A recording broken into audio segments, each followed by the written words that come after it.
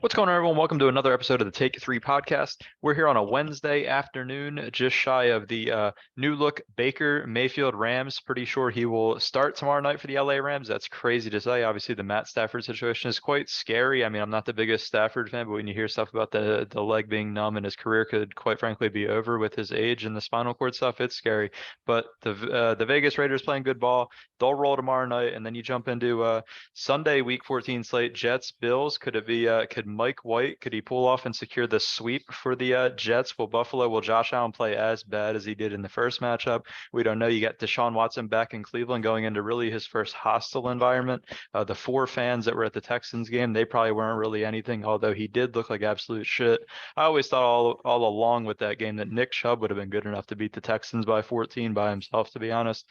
And then diving into it, Minnesota at Detroit's interesting. Minnesota 2-point dogs, 2.5-point dogs on the road. That's dicey. I looked at that line. I was like, wow, what are they trying to tell us? Is it some of that like Cowboys game vibes where you kind of get bought in and they get waxed? But clearly Vegas is buying in. Eagles, Giants, obviously for us, touchdown favorites in division games. I hate it. And then closing out the day, obviously the big flex that's not on the screen here. Dolphins, Chargers go to Sunday Night Football. Kansas City and Denver move up to that 4 o'clock window. And we also have Tom Brady, a road dog against Brock Purdy, which is, never in my lifetime did I think I would see the greatest quarterback of all time be a dog against Brock Purdy. But the Niners defense is pretty good. All the weapons around him and the coaching staff is good. So, what do you make of Week 14? There's some good matchups. Overall, the slate's not as good as last weekend, but there is some good games on coming up Sunday. Yeah, looking forward to week 14. You had a really good breakdown there. There's definitely like some matchups that will show playoff implication. And then like Baltimore, Pittsburgh's one that I'm looking forward to simply because Lamar got hurt last year and they kind of fell out. They're 8-4 right now. He's going to miss 1 to 3 weeks. Let's see if they can like stay afloat and survive. Pittsburgh's a perfect winnable game without him. So like I'm really excited to see how Baltimore responds. And then of course the Eagles. So yeah, I'm looking forward to week 14. We're going to learn a little bit about like the wild card picture. Yep, for sure. So let's move into first game on the docket is going to be the early window, the first game of the day in that 12 o'clock window, 1 o'clock on the East. The Jets go into Buffalo. Buffalo's 9.5-point favorites. We know how the first game went, 20-17 Jets win, kind of shocked everybody. Josh Allen had 2 interceptions. I think he only threw for 200 yards as well. He looks like absolute dog shit, if we're being honest. The Bills kind of sleptwalk through it, and the Jets were able to steal one with that defense, right? I give respect. The Jets have a legit defense. The offense still has some figuring out to do. We saw last week the Mike White specialty. He couldn't keep the momentum going. He couldn't win 2 in a row. He goes into Buffalo. Buffalo's looking to get one back for sure. I think they're looking to put it on the Jets, if I'm being honest. When you lose a game to a team that you expect to beat, like the way they did, I think they're looking to get this one back. Big time favorites. Does 10 points scare you? What are you looking for? Jets, Bills, can Mike White, can he keep it close? Obviously, the Von Miller news today. We'll see how that defense responds to him being out for the year with the torn ACL. I figured when the injury happened, I saw the video. Everybody said torn ACL, and like the Bills tried to slyly play it off.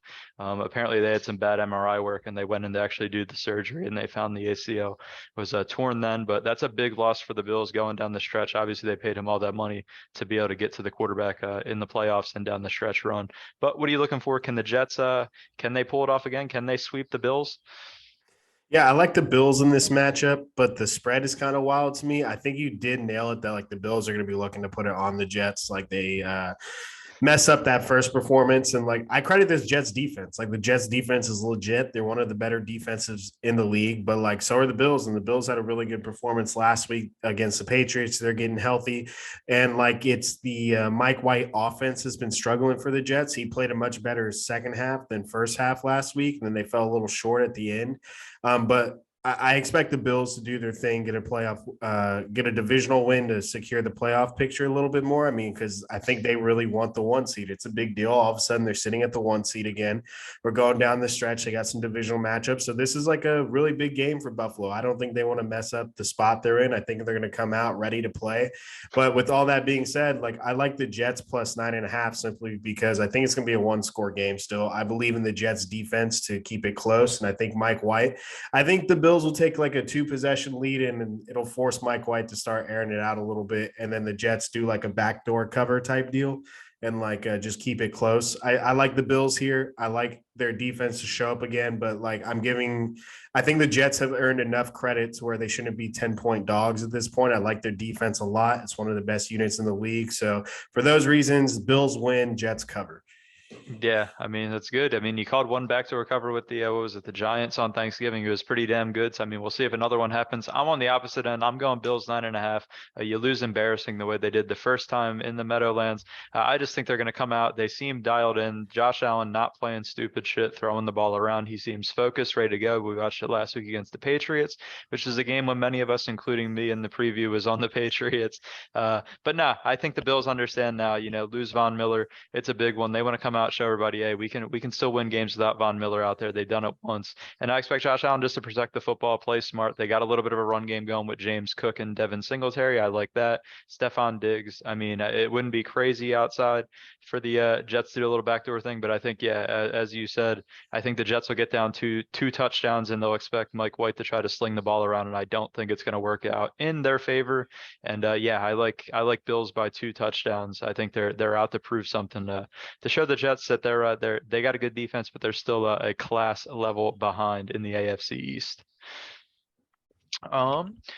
Let's keep it moving. Later in the afternoon, the Bucs at the 49ers. This is one where I said right off the top, never in my life did I think I would see Tom Brady, at least with the roster he has, the weapons, at least the O-line, not many weapons up there on the O-line. The O-line's pretty damn bad. But Tom Brady being a 3-point underdog against Brock Purdy, I mean, if it was Trey Lance, if it was Jimmy G, I could see it. But I mean, Vegas is really making a statement here. They're not buying into the Bucs having a comeback, pass interference calls last week, getting super, super lucky to be 6-6 on the year. Yeah, I mean, they're saying basically the 49ers home field defense will do enough. Brock Purdy has the weapons around him. We said it when we recapped last week. He has everything. He has Kittle, he has Debo, he has Ayuk, he has Kyle Shanahan calling plays. So the offense is going to be built for him to succeed. It's just all in, can he make the reads that Kyle Shanahan's going to put out there for him?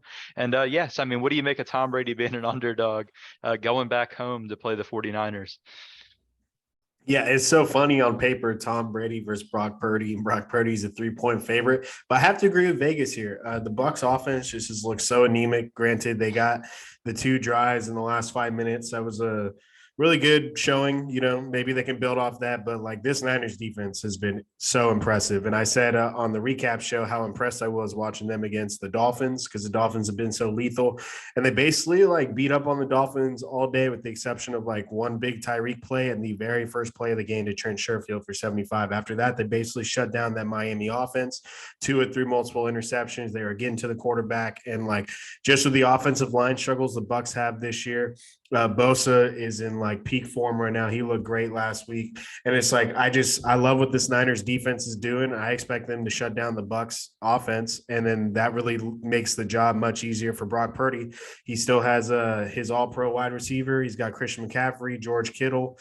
They have 3 all-pros on that offense. They're the only ones that do. So it's like, I think there's plenty of weapons for Brock Purdy. Kyle Shanahan will get creative, with the play calling. And plus, Brock Purdy stepped up last week. He had some really big-time throws to Debo Samuel on some 3rd downs that honestly really impressed me. So I only think Brock Purdy needs to make like 2-3 difficult throws in this game to really win this game, and the defense will do the rest in the run game. So like, I agree with Vegas here. I like the line quite a bit.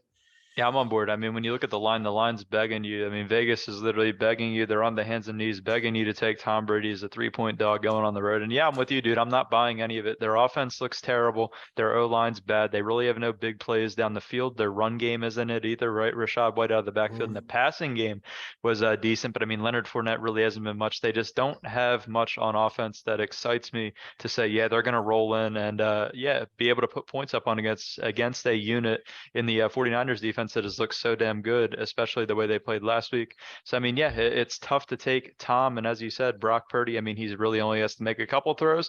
We'll see how Todd Bowles comes out on defense, right? Will they stack the box? Will they force the game into Brock Purdy's hands? I mean, that's what you would dial it up, but they have so many weapons with Debo Samuel and Brandon Ayuk. It's like you let one of those guys slip, and there's one of those throws that Brock Purdy just has to put on the money to very good players, and it could be easy touchdowns. I mean, it's will Todd Bowles defense, will those guys sell out to stop the run, knowing that Kyle Shanahan will probably want to lean more on the run with Purdy back there than would be with maybe Jimmy G. He maybe be more willing to throw the ball around a little bit, but yeah, I don't see any way that the Bucs are really going to be able to put up enough points. I think it's going to be ugly. Like I don't expect this to be a fun game to watch, right? Just because I don't expect Brock Purdy to come out there in the 49ers offense to really like shred and go crazy, because the Bucs defense is still good enough.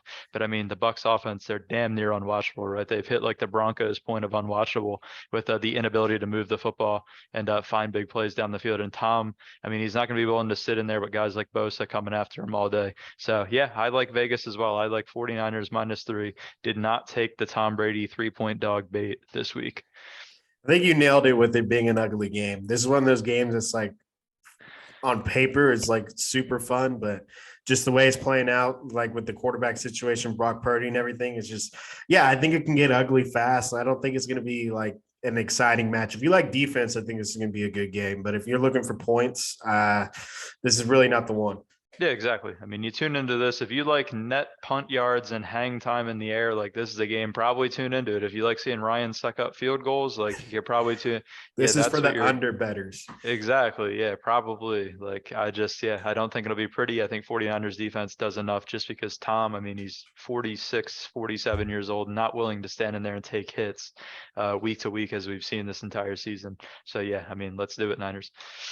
Moving on, flexed into Sunday Night Football. Thank God the NFL did us a favor getting the Broncos out of primetime, although we do lose a Pat Mahomes game. But I mean, no, we don't need to see the Broncos. We don't need to see Russell Wilson. They're also like huge underdogs. We were laughing before this. They're like 9.5-point underdogs. And I was like, I don't even know if the Broncos can score 10 points. But back to the game on hand. Dolphins at Chargers gets flexed in. Much better matchup. Obviously, Tyreek Hill's been a beast this year. Jalen Waddle, when healthy, has been a beast. The run game last week was a struggle. Austin Jackson got moved to IR at one tackle spot. I don't know if Teron Armstead's going to be back. So that's something to look at as well, right? Missing the 2 tackles as well. I'm pretty sure the Dolphins also flew back to Miami and will go back to LA, which is, I mean, most teams, if they're going to play the double California swing, will just stay out there. Probably would have been wise. But yeah, Dolphins 3.5-point favorites. I love it for the Chargers just at 3.5, right? Because the Dolphins can win by a field goal and we're still good. But what do you make? I mean, it's kind of desperation mode. Brandon Staley's literally on his last leg, right? Like he has to make a run here or he's getting fired. He could probably even make a run, and if they lose in the playoffs in the first round, he's getting fired. So I mean, it's a desperate Chargers team, and then you got a Dolphins team going back out west looking to rebound from what happened last week, right? Pretty embarrassing last week. Yeah, I think this is going to be a pretty fun Sunday night football matchup for all the reasons you listed. It was surprising that the Dolphins didn't stay in LA. I mean, Mike McDaniel just spent years in California. You would think, I don't know, you think some input there and maybe stay in California. That was strange that they would travel that much. Who knows? Maybe it doesn't affect them. I just doubt it, because like the humans a creature of habit, like athletes are. You know, they got the routine, and you get people out of your routine, you don't perform as well. With all that being said, like I do like the Chargers taking the points. I wouldn't be surprised if Miami wins. I think the Chargers have a good chance of just straight up winning. They're at home. The 3.5 is a big deal instead of just 3. Maybe that's a Vegas trap. We'll see. But like the Chargers are desperate. They are just outside a wild card spot. New England, the one team ahead of them, 6-6. They got a matchup on the road Monday night against Arizona. I think New England wins that game. So it's like you got to keep pace.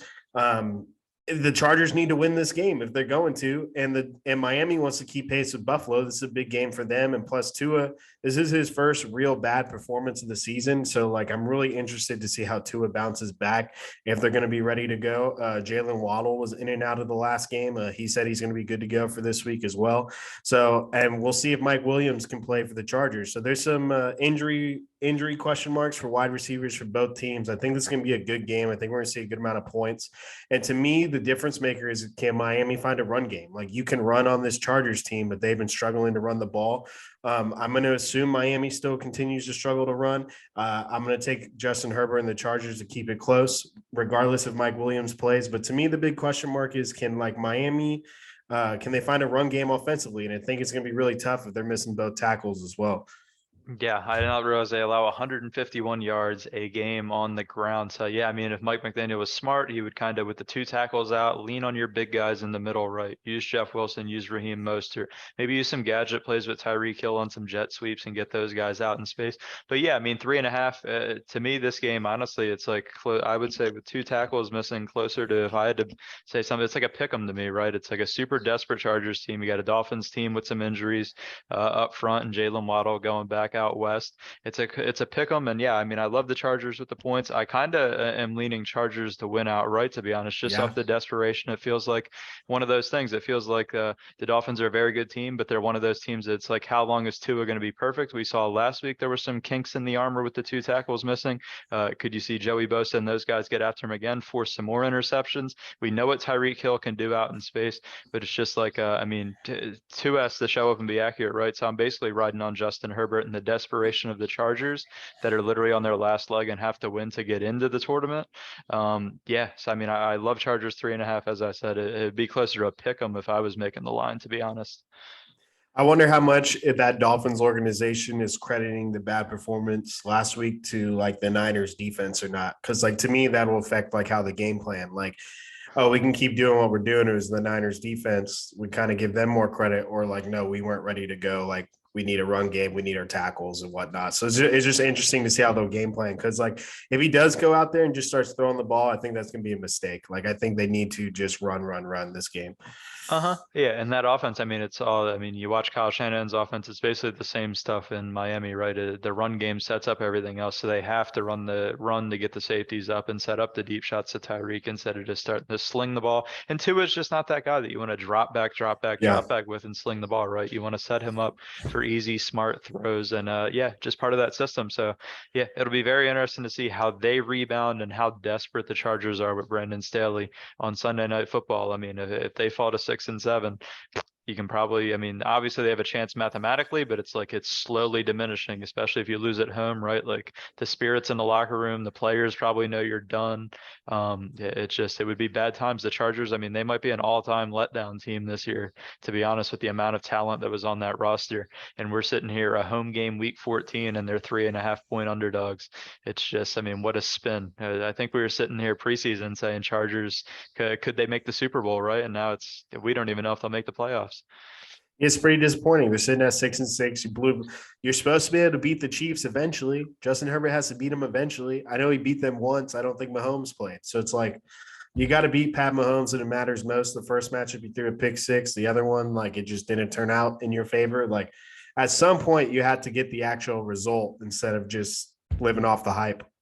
Yep, facts. Yeah, I mean they wasted a lot of rookie contract years to not really make a run at this thing, right? Yep. So the Chargers desperation mode. We'll see Sunday night. Moving on, our spread picks for Week 14. We're back up live here with the spread picks. You do have the records on tap, but I mean, what games do you like here? I did roll Lions 2.5. I don't know, dude. The last time I took the Vikings as like a dog and I laughed about it, like they literally got smoked by the Cowboys. So I was like, I don't know. I mean, the Lions are kind of rolling a little bit here. Let's ride with them. Where else did we go? Opposite Steelers, Ravens. That's literally a coin flip game. Like, let's be honest. That's a mess of a game. Other than that, I think well, Bills, but we're pretty same. Bengals. Yeah. So what games do you love here? I mean, what anything on here that you would consider a lock of the week? You willing to call the Raiders -6 tomorrow night against Baker Mayfield on 4 days' notice a lock of the week? Well, you asked lock of the week, and I was kind of leaning towards Raiders -6 just because of the circumstance. It's going to be really interesting because like Baker's going to play on Thursday, and I'm definitely going to be tuning in watching it. That's probably going to be the most I've been ready to watch Baker Mayfield play football in his career. But like running backs, they plug Christian McCaffrey in. He played right off the bat a little bit, got a few packages, and like you can do it with maybe a D lineman and some other guys where you can just run them in for a few plays here and there in certain packages. But like Baker's the quarterback. He's going to be running the whole offense on a short week. Like when there's no like real weapons or like security blankets out there, granted, they'll try and run the ball a lot for sure. But like I don't see how you could really pick the Rams. The Raiders are rolling right now, too. Josh Jacobs is leading the league in rushing. Devontae Adams has been a beast for the last like 5 or 6 weeks in a row now. Derek Carr, yes, he's still throwing interceptions, but he's looking much better. It's like everything points to the Raiders, regardless if like they didn't have a quarterback on a short week starting that hasn't been in the system or with the team. And now that they do, it's like, yeah, I like the Raiders -6 a lot. Like it just logically, it just makes a lot of sense. Yeah, for sure. I mean, dude, the Rams couldn't run the ball when they had Matt Stafford, Cooper Cup, and everybody else. Like, there's no shot with Baker Mayfield on 3 days' notice with that shitty O line and no Cooper Cup and the guys out there that they're going to be able to have any success. They'll probably not run for 200 yards just because I said something about it. But I don't know. My lock of the week is probably Titans -4. They got absolutely embarrassed heading into Philly facing an old foe, A.J. Brown. They just fired the GM. You see all over Twitter Mike Vrabel's reaction to the trade with AJ Brown. He clearly wasn't happy, but I think it's a good spot. They're back at home. Titans -4, facing the Jags. Right, the Jags. Obviously, Trevor Lawrence got rolled up on with the knee. I don't even know. They never even said what the injury was knee wise, but he hasn't practiced yet this week. So I like the Titans to kind of get things going. They're still a good football team. They'll get Derrick Henry running again, and yeah, them at -4 feels good with the QB uncertainty in Jacksonville. Any other games? Anything else here before we kind of wrap it up? Can the I mean, Patriots -2 going into the desert. I almost took the Cardinals, but I said no shot. I'm not doing that. Chiefs 9.5. The defense, Broncos defense is good, but I mean, it's also Russell Wilson playing quarterback, and he's pretty damn awful. The last interesting one is the Browns +6. I don't think I would bet this one, but like I think this one is really interesting because like Cleveland has beaten Cincinnati in the recent matchups. They play them really well defensively. Nick Chubb can just run all day. They have that loser at quarterback that sucked last week, and I don't know. He's probably going to suck again, and the Bengals are rolling. But like, I don't know. Divisional matchup, they get weird. The 6 is an interesting number there. I went underdog here. I would not bet this one either side, but like that's a really interesting one. I'm going to keep my eyes on this weekend. Yep, I took Bengals just because the sucker at QB. I mean, we talked about it beforehand. The 4 fans in Houston wasn't a real crowd. You're now going to go into Cincinnati, and they're rejuvenated, playing good football. Could they have a letdown week after beating the Chiefs? They very well could. But yeah, I just don't think last week was real reps for Deshaun Watson, and then he's going to go into this environment where I expect them to be saying some wild things. I expect some Yeah. signs in Cincinnati. Like, I think he's really going to hear it this week, and I like the Bengals. Joe Burrow, they got some swag back. Joe Mixon should be back. Hopefully he doesn't miss a 6th straight week with a concussion. I need him for the fantasy team and just because it helps the Bengals offense. But Samaj Karam was pretty good in his absence, and they're just going to have too much, but it wouldn't be crazy. I hate division games with the 6-7 point favorites, right? Even as the Eagles are one. So yeah, I could see it either way. I just went with the better football team and the guy that does not assault women at quarterback. But I can't argue with that. yeah, facts. But yeah, I mean, I think that's going to be a wrap for week 14. We'll see what we have on deck starting tomorrow night with Baker Mayfield. Did not think I was going to be saying Baker Mayfield playing quarterback for the Los Angeles Rams in 2022, but that's where we're at. That's going to do it. Please like, subscribe, and comment. Drop any feedback in the description or add us on Take 3 Sports. As always, Spotify link is in the description of every video, and we'll be back next week to see where we go right, where we go wrong.